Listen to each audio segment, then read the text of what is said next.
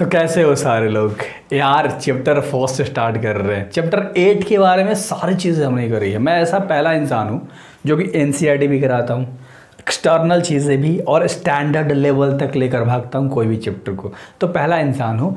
मेरे व्यू से जज मत करो मेरे वीडियोज़ को यार, मेरे कंटेंट को। नया नया चैनल है, नया नया लड़का हूँ, फेस वैल्यू है नहीं। तुम इतने समझदार लड़के लड़कियाँ मेरे वीडियो देख रहे हो कि एकदम हद नहीं है उस चीज़ का। तुम सब अगर मेरे वीडियो देख रहे हो ना, तो तुम सब नेम और फेम के पीछे नहीं भागने वाले बच्चे हो।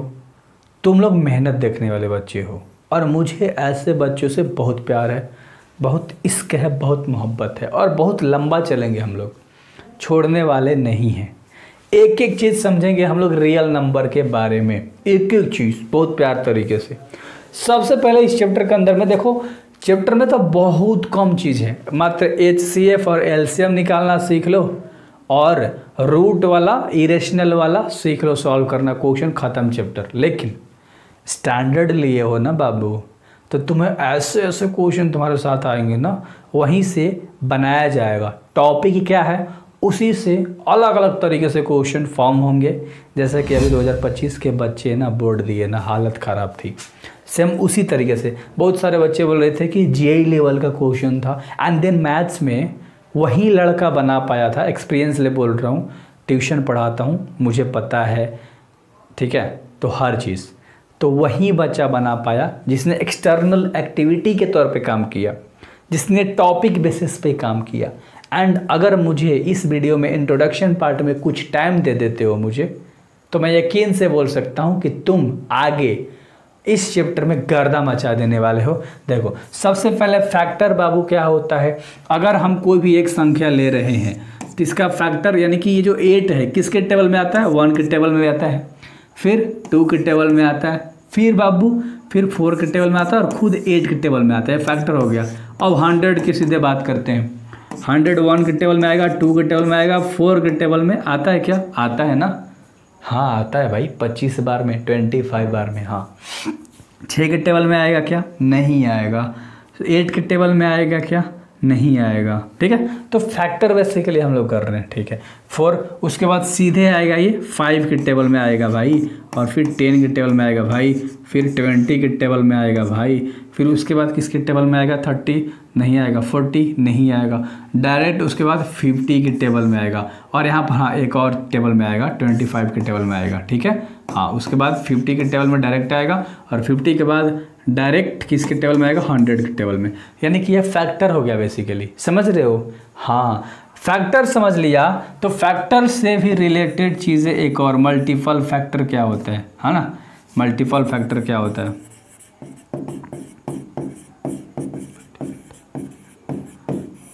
फैक्टर तुमने समझा, लेकिन मल्टीपल फैक्टर जैसे 8 का दिया तो 8 का टेबल पढ़ते चले जाओ, सिंपल। ये तुम्हारा क्या हो गया बाबू, ये हो गया तुम्हारा मल्टीपल फैक्टर, कोई दिक्कत नहीं है। 2 कहा, 2 के टेबल पढ़ते चले जाओ, 2 4 6 8 10 12 14 16 18 20, राइट।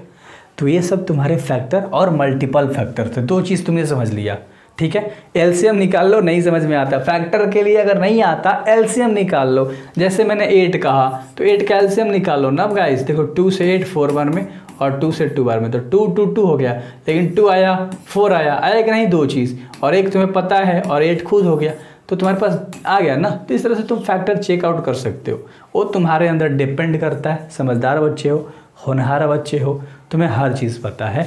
और थोड़ा सा ना यार खुलते हैं, मस्ती करते हैं, मजाक करते हैं, एंड क्या ही सीरियस होना। हमें टॉपिक से मतलब है, हमें समझने से मतलब है, और हमें हाँ वो भी चीज़ मतलब मज़े से भी मतलब है।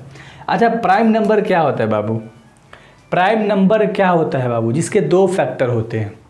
समझो, जिसके 2 फैक्टर होते हैं वो हमारा प्राइम नंबर होता है। क्लियर है। जिसके कितने फैक्टर होते हैं, 2 फैक्टर होते हैं, ठीक है।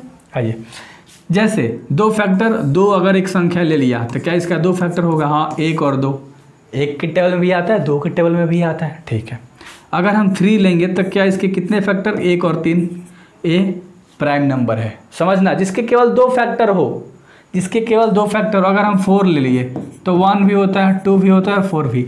इसके तो 3 हो गए, तो ये तुम्हारा प्राइम नंबर नहीं है, समझो ध्यान से, ये तुम्हारा प्राइम नंबर नहीं है लाडले, ठीक है। अगर हम आगे बढ़ते 5 की बात करेंगे, 1 के और 5 के टर्म में खुद आता है, ये प्राइम नंबर है, ये प्राइम नंबर है। अब एक और यहाँ पर चीज़ आती है जो कि मैं आपको बॉक्सेस बना के समझाना चाहता हूँ, जो मैं आपको बॉक्सेस बनाकर, क्या एक प्राइम नंबर है? क्या एक प्राइम नंबर है? क्या एक प्राइम नंबर है? देखो एक की टेबल में आता है और किसकी टेबल में आएगा? नहीं आता, तो इसके तो मल्टीपल फैक्टर भी नहीं हुए, मल्टीपल फैक्टर सॉरी बोल रहा हूँ, मल्टीपल फैक्टर तो टेबल पढ़ना है 1 2 3 4, फैक्टर इसके 2 होने चाहिए, समझो। तो फैक्टर इसके केवल एक ही है, तो ये तो प्राइम नंबर नहीं है, ये तो प्राइम नंबर नहीं है, समझो ध्यान से, ठीक है। ये प्राइम नहीं है, एक जो है वो प्राइम नहीं है, समझिएगा ध्यान से, एक जो है वो प्राइम नंबर नहीं है। अच्छा कंपोजिट नंबर, यहाँ पर आप समझ गए ना, जिसके केवल 2 फैक्टर, जैसे 1 3 5 7 10 9 10 नहीं 11, 9 भी नहीं हो सकता, 9 का 1 होता है, 3 होता है, ठीक है, और खुद 9 होता है, समझ रहे हो। तो 3 गो फैक्टर हो गया। अगर हम बात करेंगे 10 की तो 1 हो गया, 2 हो गया, 5 हो गया, 10 हो गया, इसका तो 2 से ज़्यादा फैक्टर है, ये भी नहीं होगा। आगे बात करते हैं 11, हाँ 11 एक और खुद 11, तो 2 फैक्टर, 13 एक और 13 केवल, और 17 एक और 17 केवल, तो ये आते हैं प्राइम नंबर। आगे कंपोजिट नंबर के बारे में अगर हम बात करें, इसके बारे में कंपोजिट नंबर के बारे में अगर हम बात करें, थोड़ा प्यार से समझिएगा, ठीक है। आ जाते हैं कंपोजिट नंबर क्या होता है?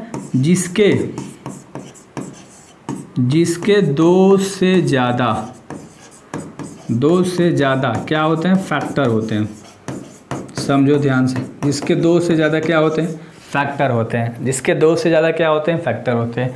जैसे 3 नहीं 3 4 हो जाएगा, ठीक है, 4 हो सकता है ना, ठीक है 4 हो सकता है, 1 भी होता है, 2 भी होता है, 4 भी होता है, 6 हो सकता है 1 2 3 और खुद 6, समझ रहे हो बात को, यानी कि 2 से ज़्यादा है। तो सिंपल 2 से जिसके ज़्यादा फैक्टर वो कंपोजिट, और 2 केवल जिसके फैक्टर वो प्राइम, और 1 हमारा ना तो प्राइम है और ना तो ये कंपोजिट है, समझो। 1 हमारा ना तो प्राइम है और ना ही कंपोजिट है, क्योंकि कंपोजिट में हमें 2 से ज़्यादा फैक्टर चाहिए और प्राइम में 2 गो फैक्टर चाहिए।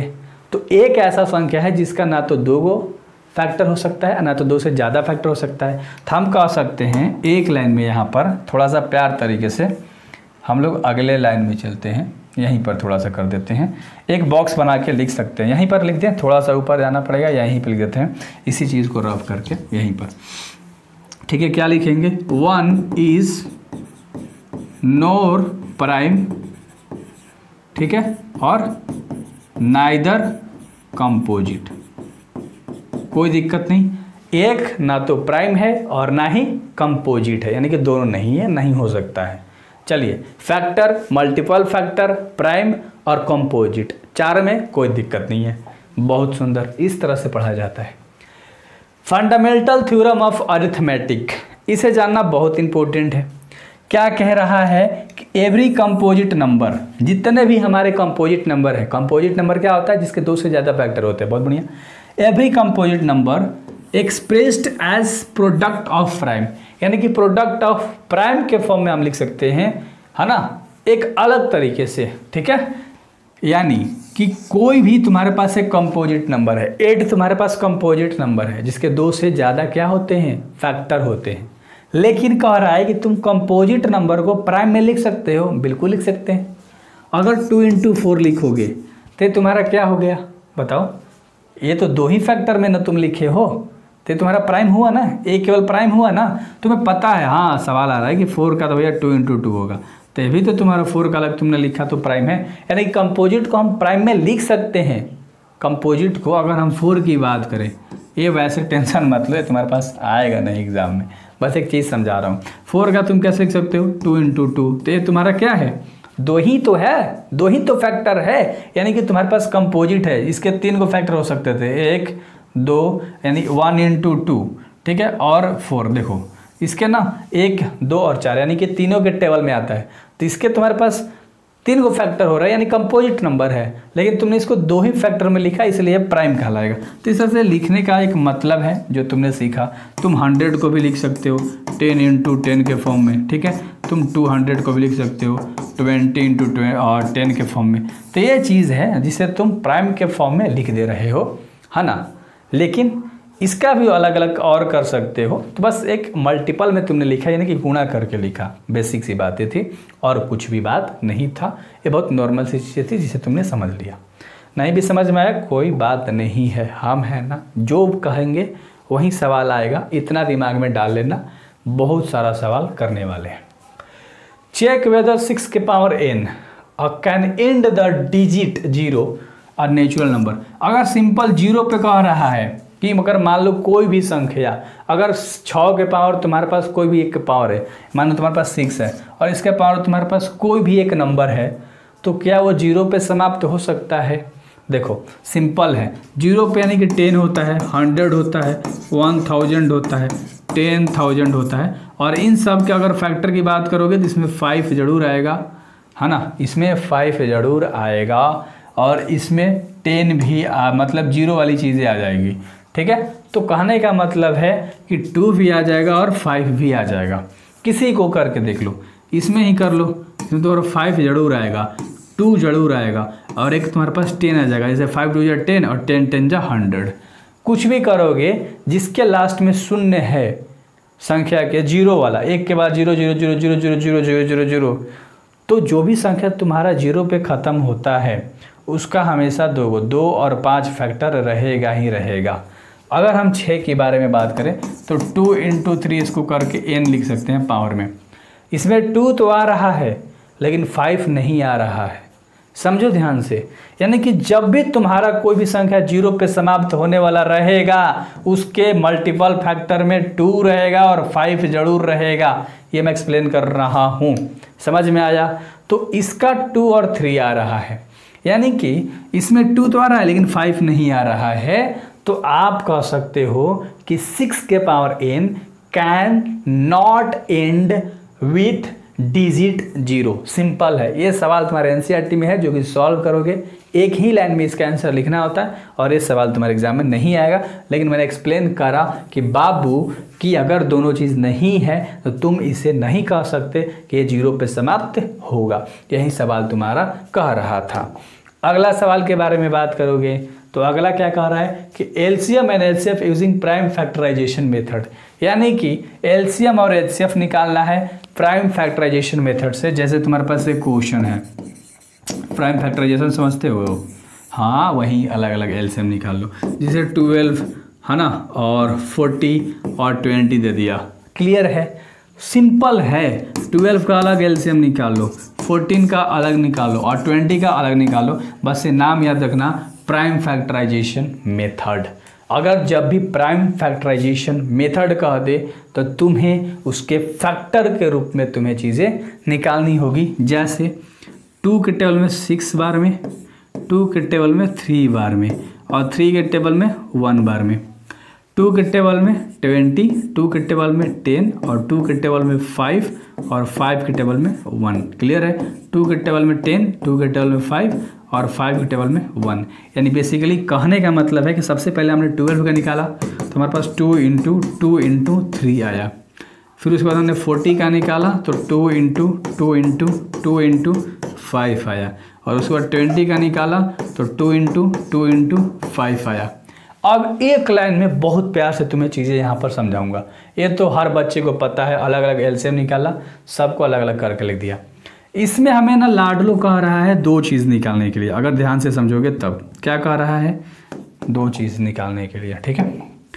एक कह रहा है हमारा एचसीएफ निकालने के लिए और एक हमारा कह रहा है एलसीएम निकालने के लिए। सिंपल है। तीनों में तुम्हें क्या दिख रहा है? 2 2 2 दिख रहा है। ध्यान से देखो, तीनों में तुम्हें क्या दिख रहा है? 2 2 2 दिख रहा है। चलो इसको कलर चेंज कर लेते हैं। एक 2 2 2 मिल रहा है, तीनों में मिलना चाहिए, समझो। एक और 2 हमारे पास मिल रहा है, ठीक है, और कुछ नहीं मिल रहा है। सिंपल है। तो यानी कि 2 गो चीज़ मिल रहा है तो 2 गो चीज़ हमने एचसीएफ में, जो चीज़ तीनों में मिलेगा समझो, यानी सब में जो चीज़ मिलेगा उसको एक बार लिखेंगे, यानी एक बार मिला तो एक बार लिखा, दोबारा निकला तो 2 बार निकला, और कोई नहीं मिल रहा है छोड़ दो। ये तुम्हारा हो गया 4 HCF। HCF समझ में आ गया। तीनों में जो चीज़ मिलेगा उसे लिख लेंगे, और जो वो है तो 2 को मल्टीप्लाई करा, आंसर हो गया हमारा HCF। अब ध्यान से समझना एलसीएम कैसे निकलता है। जो हमारे पास HCF आया है, जो हमारे पास HCF आया है उसे लिखा, और मल्टीप्लाई करेंगे जो भी हमारे पास संख्या बच गया है बाहर। बाहर क्या बचा है, 3 बचा है, 3 कर दिया, इंटू 2 और 5, 2 5 क्या हो जाएगा 10, ऐसे लिख सकते हो, कोई दिक्कत नहीं है, और इंटू में 5 बचा। समझ में आया। HCF से हमने जो भी बाहर बचा उसमें गुणा कर दिया, मल्टीप्लाई कर दिया, एलसीएम निकल के आ जाएगा 4 3 या 12, 12 10 जा 120, और 125 जा हो जाएगा 600। तो तुम्हारे पास एलसीएम आ गया 600 और HCF आ गया मात्र 4। कोई दिक्कत नहीं है। आगे सवाल देखेंगे, समझ में आएगा, हबड़ाओ मत। Find the LCM and HCF 40, 24 और 36 by applying the prime factorization method. Same वही सवाल है। आ जाओ, सबसे पहले 40 कह रहा है, ठीक है, 24 कह रहा है और 36 कह रहा है। समझ में आया। निकालते हैं ना यार, कोई दिक्कत नहीं है। अब तुम सब बच्चे थोड़े रहे हो, तुम सबको मैंने जवान कर दिया। तुम सबको मैंने क्या कर दिया, जवान कर दिया। अरे नहीं, तुम 14 साल के नहीं हो, अब 15 साल के तुम नहीं हो, 16 के हो, अरे वो भी नहीं हो तुम, अब तुम 60 के हो गए हो। तुम्हारे दांत सब टूट गया, तुम हवा फेंक रहे हो मुँह से। Just imagine. और तुम्हारे पास नॉलेज का भंडार है, तुमने ये सब तो पढ़ लिया है। अब ये पर खुद से ट्राई करेंगे कि क्या हमारा ये सवाल बनता है। सिंपल है, आ जाओ। अल्लाह, चलो क्लियर है, बन गया, कोई दिक्कत नहीं थी। ठीक है, 3 को भी लिख लो ना एक बार में। 36 पहले 2 से ले जाएंगे यार, क्यों गुस्सा हो रहे हो भाई। ठीक है ठीक है, 9 है, 9 9 9। गुस्साना मत, थोड़ा फास्ट चल रहे हैं हम लोग, ठीक है। चलो आगे आ जाओ। देखो सबसे पहले हम लोगों ने 40 का निकाला था, तो क्या था 2 इंटू 2 इंटू 2 इंटू 5, है ना, कोई दिक्कत नहीं है। उसके बाद हमने निकाला 24 का, क्या था 2 इंटू 2 इंटू 2 इंटू 3, और उसके बाद हमने निकाला 36 का 2 इंटू 2 इंटू 3 इंटू 3। अब देखना है HCF और LCM कैसे निकलता है, बताओ। HCF तीनों में जो कॉमन हो, LCM जो बच जाए HCF से गुणा कर देंगे। क्लियर है। जैसे इन सब में 2 2 2 एगो मिल रहा है, उसके बाद क्या मिल रहा है, एक और 2 2 मिल रहा है, ठीक है, और कुछ भी नहीं मिल रहा है।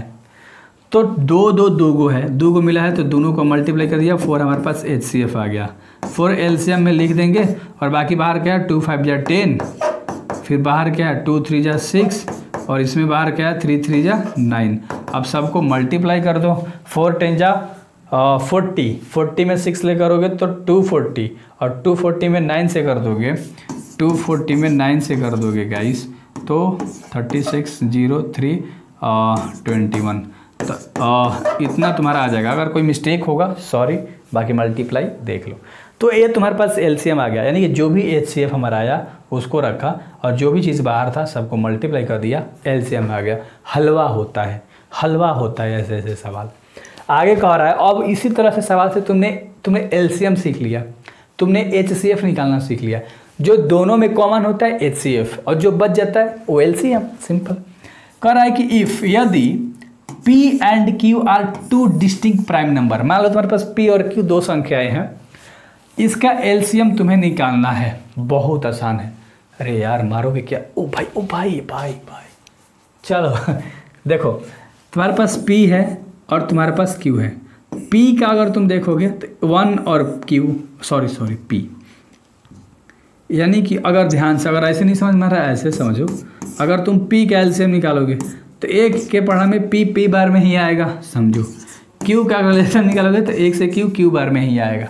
यानी बेसिकली तुमने P क्या करा तो 1 इंटू P ही, और तुमने Q का करा तो 1 इंटू Q, समझो।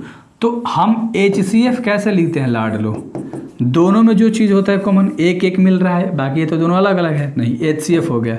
LCM क्या करते हैं, HCF लिख के जो भी आया होता है गुणा करते हैं LCM से। LCM क्या है, अलग अलग P और Q है, तो P और Q से हम लोग मल्टीप्लाई कर देंगे, P इंटू Q से। P इंटू क्यू, समझो। तो 1P इंटू क्यू करोगे तो पी क्यू आ जाएगा तुम्हारा। तो ये तुम्हारा पी क्यू क्या हो गया, आंसर हो गया।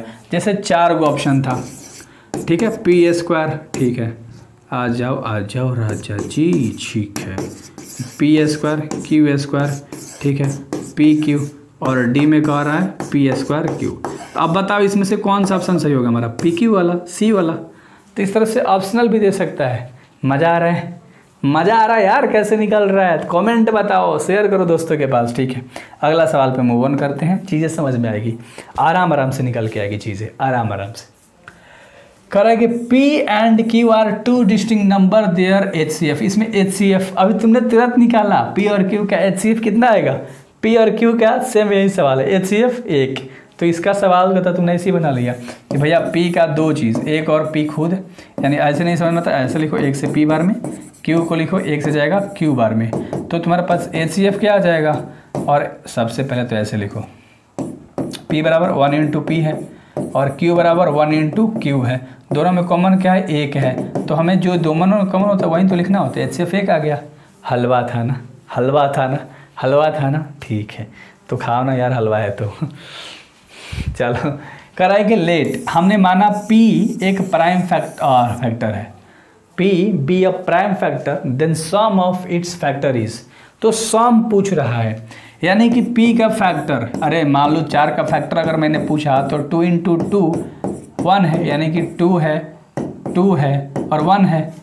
तो मान लो अगर 4 का फैक्टर तुम्हारे पास 2 2 1 है, तो यहाँ पर तुम्हें क्या कह रहा है, सम ऑफ इट्स फैक्टर, यानी सबको जोड़ दो, 2 + 2 + 1, यानी क्या आ जाएगा 2 2 4 5, यानी 4 का फैक्टर आ जाएगा 5।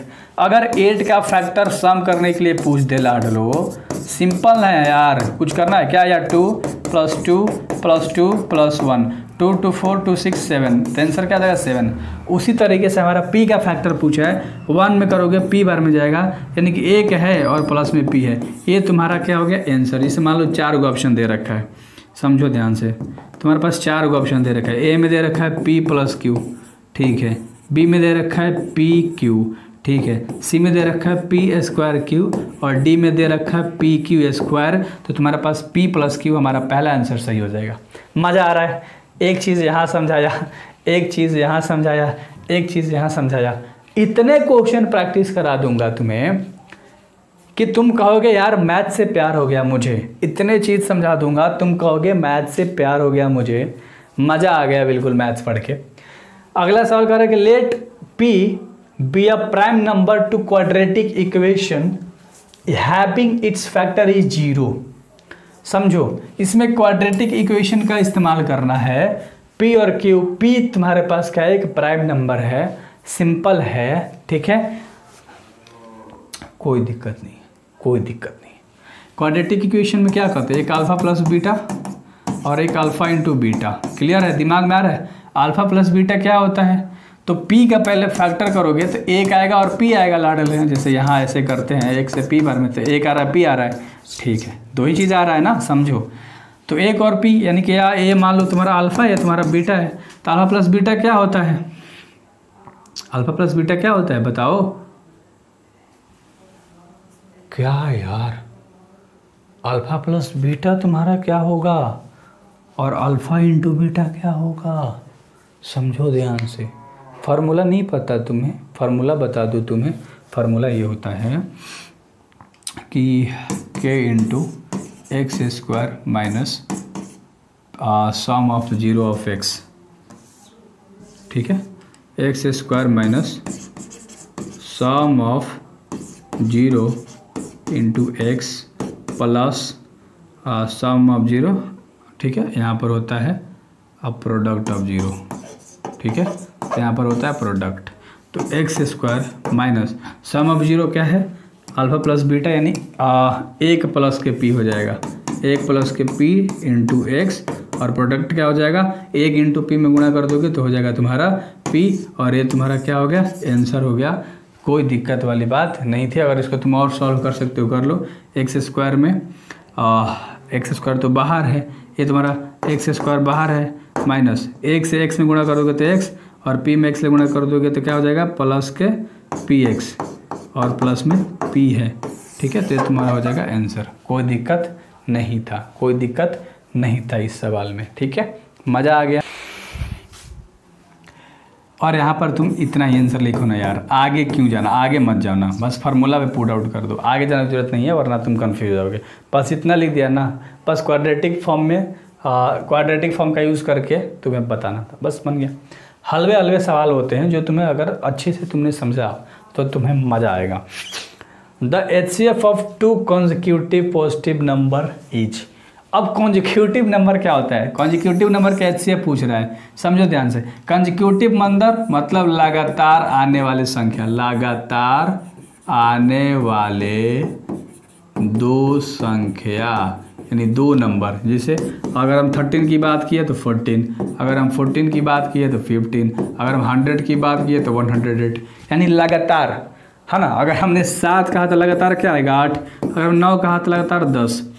अब अगर हम 9 का अगर निकाले अलग, 10 का अलग निकाले अलग, तो 3 3 जा 9, 3 से जाएगा 1 और 2 5, 5 से जाएगा 1, यानी बेसिकली 9 का निकाला तो 3 इंटू 3 इंटू 1 आया, और 10 का निकाला तो बेसिकली 2 इंटू 5 इंटू 1 आया। दोनों में कॉमन क्या है 1, और कुछ भी कॉमन नहीं है, तो HCF हमारा क्या आ गया 1, क्योंकि केवल HCF पूछा है। लेकिन यहाँ मैं समझाना चाहता हूँ कि जब भी कॉन्जिक्यूटिव नंबर का HCF पूछेगा तो एक ही बताना, लगातार कोई भी संख्या हो, समझो मेरी बात, लगातार कोई भी संख्या उसका HCF 1 आएगा, लगातार कोई भी संख्या उसका HCF 1 ही आएगा और दूसरा कुछ नहीं आ सकता। तो बस ट्रिक से याद रख लो, बाकी तुम निकाल के देख सकते हो, मेरे पे विश्वास नहीं है तो तुम निकाल के देख सकते हो, अगर मेरे पे विश्वास नहीं है तो। आगे बढ़े, आगे बढ़े, ध्यान से देखना इस सवाल को। The ratio of LCM and HCF of the least composite number, least composite number 4 होता है। क्यों कंपोजिट नंबर का क्या हो लोचा है, ध्यान से समझो तब समझोगे। कंपोजिट नंबर 4 क्यों होता है, जिसके 2 से ज़्यादा फैक्टर हो। अगर 2 कहेंगे तो 2 का 1 और 2 ही को फैक्टर है, नहीं हो सकता, ये प्राइम नंबर हो गया। 3 का तो 1 और 3, ये भी प्राइम नंबर हो गया, 2 ये फैक्टर है। 4 का लेंगे तो 1 2 और 4, इसका 3 का फैक्टर है। और सबसे छोटा कंपोजिट नंबर, क्योंकि कंपोजिट नंबर 4 से ही शुरू होता है, 1 2 और 3 कंपोजिट नंबर नहीं है। 1 तो ना कंपोजिट है ना प्राइम है, याद है तुम्हें। 2 प्राइम नंबर है, 3 प्राइम नंबर है, तो 4 ही तो तुम्हारा सबसे छोटा कंपोजिट नंबर हुआ ना। हाँ भैया बहुत बढ़िया, तो हमने कंपोजिट नंबर 4 ले लिया, ठीक है। रेशियो जब भी पूछा तो ऊपर नीचे चीज़ें लिख देते हैं, ठीक है, याद रखना। ऊपर 4 हो गया। एंड लीस्ट प्राइम नंबर, सबसे छोटा प्राइम नंबर 2, 1 तो नहीं है ना प्राइम है ना कंपोजिट, 2 ही है ना सबसे छोटा प्राइम नंबर, जिसके 2 को फैक्टर हो सकते हैं, 1 और 2 खुद। बहुत बढ़िया, तो अपॉन में 2 कट गया, ऊपर 2 नीचे 1, यानी कि 2:1, इसका आंसर हो जाएगा। अगर 4 गो ऑप्शन दे रखा है 4:2, 1:2, सी में दे रखा है 2:1 और डी में दे रखा है NT, यानी कि कोई भी नहीं, नन ऑफ दिस, तो तुम क्या मारोगे, सॉरी बाबू, सी नंबर ऑप्शन तुम मारोगे। क्या मारोगे, सी नंबर ऑप्शन मारोगे। मज़ा आ रहा है, मज़ा आ रहा है, जोश दिला दूंगा तुम्हारे को, जोश दिला दूंगा अगर तुमने मैथ्स पढ़ना स्टार्ट किया मेरे से। समझ रहे हो, समझ रहे हो क्या, समझ रहे हो क्या। चलो बहुत बढ़िया। प्रोडक्ट ऑफ 2 नंबर्स, तुम्हें पता है ना ये कैसे बनेगा, हाँ ना। For 2 composite integer, for 2 composite integer, यानी कि 2 कंपोजिट इंटीजर के लिए हमेशा ये सवाल पूछा जाएगा, छोटा मोटा नहीं पूछेगा, बड़ा ही, इसलिए यहाँ पर lost positive integer, sorry composite नहीं पॉजिटिव इंटीजर। 2 का कारण गिवन दैट HCF, ये तुम्हारा NCERT सवाल है, इसका 9 दिया है, तो फाइंड द LCM। HCF दिया है, LCM निकालना है। प्रोडक्ट ऑफ 2 नंबर, ये फार्मूला याद रख लो बस, प्रोडक्ट ऑफ 2 नंबर, यानी कि 2, तुम्हारे पास जो भी 2 नंबर दिया है उसका प्रोडक्ट करना है, यानी मल्टीप्लाई करना है। तो 3 इंटू से दिया है 2 को हमारे पास नंबर, ठीक है, बराबर में हमारे पास LCM लिखना है। तो इसका LCM दिया है नहीं, HCF दिया है, LCM नहीं दिया है। HCF की जगह पे क्या दिया है, यहाँ पर लिख दूँ, HCF की जगह पे तुम्हारा क्या दिया है 9 दिया है। तुम्हें LCM में क्या निकालना है, LCM निकालना है, समझो। कोई भी कहेगा कि 5 9 एंड 5 7 इज 7, ये तुम्हारे पास क्या देगा। अगर मान लो तुम्हारे पास LCM दिया है तो फाइंड HCF, तो तुम्हें HCF निकालना है, तुम LCM जब लिख दोगे HCF तुम्हें निकालना होगा। बहुत आसान सवाल है। तो इन दोनों का multiply 306 into 657, just a second guys, ठीक है, चलो ठीक है। और ये 9 मल्टीप्लाई में है, कहाँ आ जाएगा, डिवाइड में आ जाएगा, और बराबर के बाद क्या केवल एलसीएम बचेगा। अरे जब भी बराबर के बाद कोई भी संख्या किसी के मल्टीप्लाई में होता है तो समझो बराबर के पहले वो डिवाइड में था। अगर मैं कहूँ कि 66/6 इक्वल टू एक्स है, तो अगर हम ऐसे इसको लिखना चाहें 67 इक्वल टू एक्स जो है वो 6 के मल्टीप्लाई में, यानी 66/6 हो गया। तो समझ रहे हो, यानी कि ये जो 6x के मल्टीप्लाई में जो दिख रहा है वो पहले डिवाइड में था। तो वही चीज़ मैं तुम्हें समझाना चाहता था बहुत बखूबी प्यार से। तो यहाँ पर आ गया तुम्हारा 9, ठीक है। अब 9 से कट जाएगा, 9 3 या 27, 3 दिया इसको 36, 9 4 जा 36, यानी कि बेसिकली हमारे पास 34 × 657 इक्वल टू एलसीएम बचा, ठीक है। अब इनको मल्टीप्लाई कर देंगे, जो भी हमारे पास नंबर आएगा वो हमारा क्या निकल के आ गया, एलसीएम निकल के आ गया। तो हम मल्टीप्लाई भी कर देते हैं। हम क्यों तुम पे छोड़े, बताओ, विश्वास कर ले तुम पे। आधा लड़का करोगे, आधा नहीं करोगे।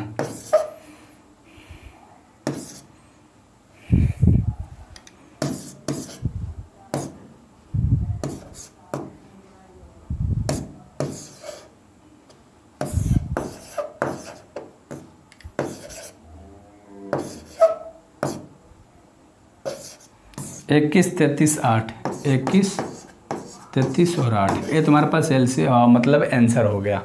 तो जब भी ऐसे दो नंबर तुम्हारे पास प्रोडक्ट में दिए हों और एलसीएम या एचसीएफ निकालना है तो दिस फार्मूला इज़ इम्पोर्टेंट, ठीक है। चलो और कुछ होगा, हाँ, कर इफ़ 2 पॉजिटिव इंटीजर, अगर तुम्हारे पास ए और बी दो पॉजिटिव इंटीजर है, समझना, राइट एज, मान लो तुम्हारे पास ए बराबर दे रखा है, ठीक है, मान लो तुम्हारे पास ए बराबर दे रखा है चीज़ें, समझो ध्यान से, और तुम्हारे पास बी बराबर चीज़ें दे रखा है। फाइंड द प्राइम, एचसीएफ निकालना है दोनों का, एचसीएफ। अगर मैं कहूँ कि बाबू ए बराबर एक्स दिया है, ए गो एक्स, समझो ध्यान से, ऐसे लिखता हूँ, एक्स क्यू का मतलब ए गो एक्स, 2 गो एक्स और 3 गो एक्स, और वाई का मतलब ए गो वाई और 2 गो वाई। क्लियर है। मान लो ए का ही एलसीएम है, बी का तुम्हारे पास दिया है, मैं बहुत आसान चीज़ें बनाता हूँ, ए गो एक्स, तो ए गो एक्स लिखा इनटू में, वाई का गो है, ए गो वाई है, 2 गो वाई है और 3 गो, पावर में 3 गो है। था अब देखो, ए गो एक्स मिल रहा है, वाई से वाई मिल रहा है एगो, और एगो वाई से वाई मिल रहा है 2 गो। इसमें हमें क्या पूछा है, एचसीएफ। एचसीएफ बाबू क्या होता है, अगर तुम्हें याद हो, दोनों में जो कॉमन हो, एक्स वाई वाई, यानी एक्स वाई और वाई, यही चीज़ कॉमन है। यानी इसको ऐसे लिख सकते हो, एक्स एगो है और वाई 2 गो है, यानी एक्स का एगो लिखने की जरूरत नहीं है, एक्स वाई स्क्वायर। ये तुम्हारे पास क्या हो गया, एचसीएफ हो गया। बहुत प्यार से। अगर इसी का बाबू एलसीएम पूछ देता, अगर इसी का एलसीएम पूछ देता, क्या करते चला, क्या करते गुरुदेव, एलसीएम पूछ देता, बहुत साफ है। जो हमारे पास एचसीएफ आया है उसमें हम गुणा कर देते, जो हमारे पास बच गया, एगो एक्स 2 गो एक्स बचा तो एक्स स्क्वायर से गुणा करते, और एगो वाई बचा तो वाई से गुणा करते। समझ रहे हो, यानी कि एक्स एगो यहाँ है और 2 गो यहाँ, तो एगो एक्स 3 गो एक्स हो गया, और वाई 2 गो है और एगो यहाँ, तो वाई 3। तो ये तुम्हारे पास क्या हो जाता है, एलसीएम हो जाता। तो इसी सवाल को 2 तरीके से पूछेगा, या तो एचसीएफ पूछ देगा या तो एलसीएम। अगर एचसीएफ पूछेगा तो ए आंसर, एलसीएम पूछेगा ए आंसर। इस सवाल में क्या पूछा था तुमसे, क्या पूछा था, एचसीएफ, तो मान लो तुम्हारा ए आंसर है। अगर तुम्हें एलसीएम भी लिखना होगा सो लिख सकते हो, कोई दिक्कत नहीं है। क्लियर है, मज़ा आ रहा है भाई, पढ़ने में मज़ा आएगा। मैं बहुत कम समय लेता हूँ, जो लोग 3 घंटे में पढ़ाते हैं ना, वो मैं 30 मिनट में पढ़ाता हूँ, समझ रहे हो, और समझ में भी आती है। मैं ज़्यादा बात तो नहीं करता यार, तुम्हारा समय बस ख़त्म हो गया, बाकी तुम क्वेश्चन करोगे। अब जैसे तुम्हारे पास क्वेश्चन आएगा, और भी चीज़ें हो सकती हैं, रूट से रिगार्डिंग भी क्वेश्चंस होते हैं, है ना। तो बाकी जो भी तुम्हें समझ में आता है ना कि भैया रेशनल क्या होता है, इरेशनल क्या होते हैं, रेशनल नंबर भी तो इसमें दे रखा है। जो भी रूट के अंदर चीज़ें होती हैं वो रेशनल होती हैं, लेकिन सब नहीं होती हैं, ये भी याद रखो, ये भी याद रखो, ठीक है। तो इंट्रोडक्शन में आज जितनी चीज़ें बताई उतनी बहुत ज़्यादा थी तुम्हारे को, ठीक है। कितना, एक्सरसाइज करने से पहले, क्या मैंने एक्सरसाइज कराया था अभी, एक भी नहीं। तो 1.1 करने से पहले जो भी इंपॉर्टेंट वाली चीज़ें थी वो मैंने सब बता दी। अभी रेशनल और इरेशनल का जो चक्कर है, इरेशनल और इरेशनल का जो चक्कर है, और ठीक है। ये हम अगले एक्सरसाइज के 1.2 के इंट्रोडक्शन में लेकर आएंगे और उसका इंट्रोडक्शन कराने के बाद तब हम उसका क्वेश्चन कराएंगे, चीज़ें समझ में आएगी। 1.1 का इंट्रोडक्शन कराया है, कल क्वेश्चन करा दूंगा। तो प्लेलिस्ट का इस्तेमाल करो और कोई भी चैप्टर ईमानदारी से प्यार से पढ़ो। So thank you very much, मिलते हैं नेक्स्ट लेक्चर में।